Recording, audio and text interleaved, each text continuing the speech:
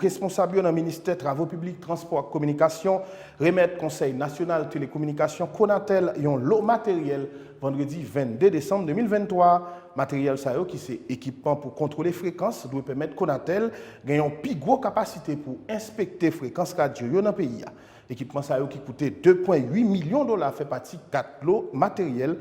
Institution a besoin pour réaliser projet accélération numérique là selon DG Konatel là. Jose Jean-Baptiste. Les équipements qui aujourd'hui, pour une valeur de 2,8 millions de dollars, qui sont remis au Konatel, vont permettre au Konatel d'avoir une plus grande capacité d'inspection déjà, c'est-à-dire dans le cadre du projet et dans nos conversations avec les opérateurs, ils se plaignent souvent que les fréquences qui leur sont allouées sont polluées par des signaux qui ne sont pas licites, qui n'ont pas l'autorisation d'occuper la bande. Donc, ça va permettre au Konatel d'avoir un meilleur contrôle du spectre radioélectrique.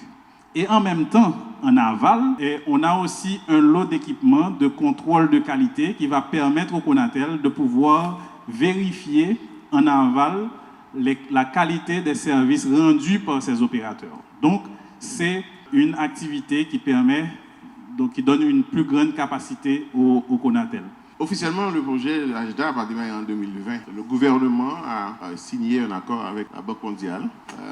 Ce projet est piloté par l'UCE, l'unité du ministère des DPTC, visant à aider la République d'Haïti à accélérer le progrès du numérique en Haïti, développer les infrastructures, développer les services. Le premier volet qui nous concerne, c'est le renforcement du Konatel, en le dotant de moyens techniques modernes, lui permettant de faire la police du spectre radioélectrique. Parce que le spectre est une ressource de l'État. Ce volet en particulier ne date pas de 2020.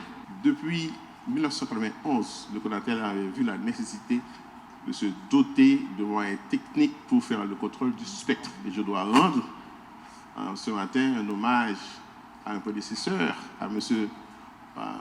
Samuel Dubois, en 1991, qui avait jugé nécessaire de mettre sur pied ce projet. Et j'étais l'un des ingénieurs juniors qui avait travaillé sur ce projet.